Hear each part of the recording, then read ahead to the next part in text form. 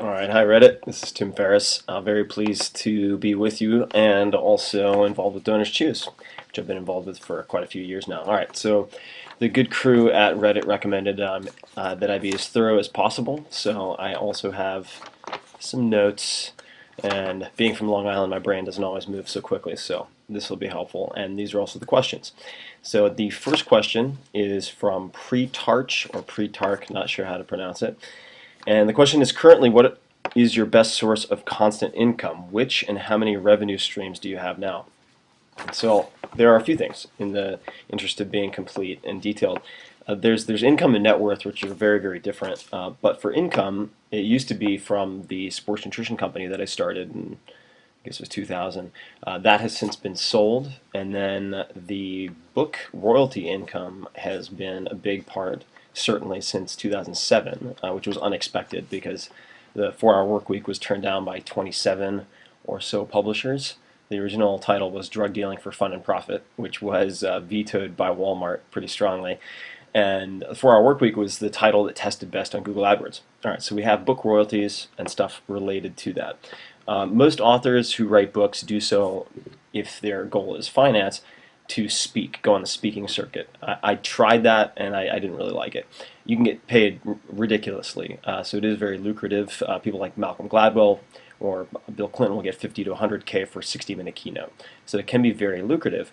When the 4-Hour Work Week came out, it did well. I got a lot of calls from speaking agents, things like that, to do these various gigs, speaking to the Finance Association of Winnetonka, Wisconsin, or whatever.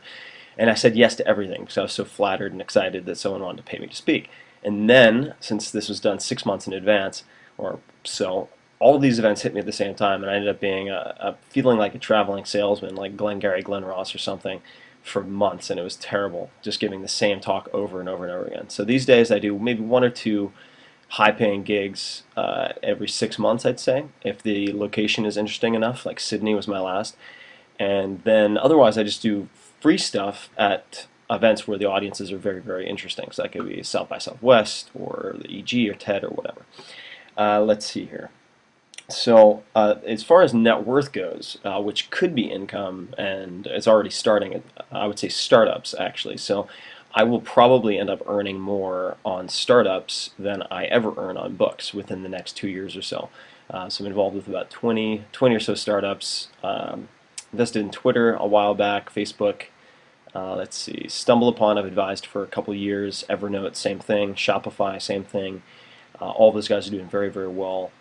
Then some newer companies like Trippy and Uber, for example, the car service, and the list goes on. I'm very honored to work with some very, very cool startups, and a lot of them have turned out well, and quite a few more are going to turn out really well. So I think that will eclipse anything I do in books in terms of revenue. I also do advertising on my blog, so iSocket is the program that I use, or the service that I use for that. I find it very easy. Tried a few networks, ad networks, and I just didn't like the feel of it really, and the process was too cumbersome.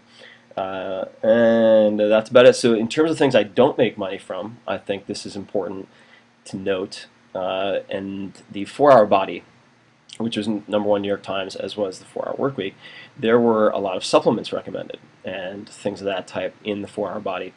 I did not make a penny from any of that, and it would have been a very easy way to make a few $1,000,000, and I know that for a fact because the short links are actually affiliate URLs to, let's say, Amazon, bodybuilding.com, and since the very beginning, first day it went on sale, all of those route funds directly to Donors Choose.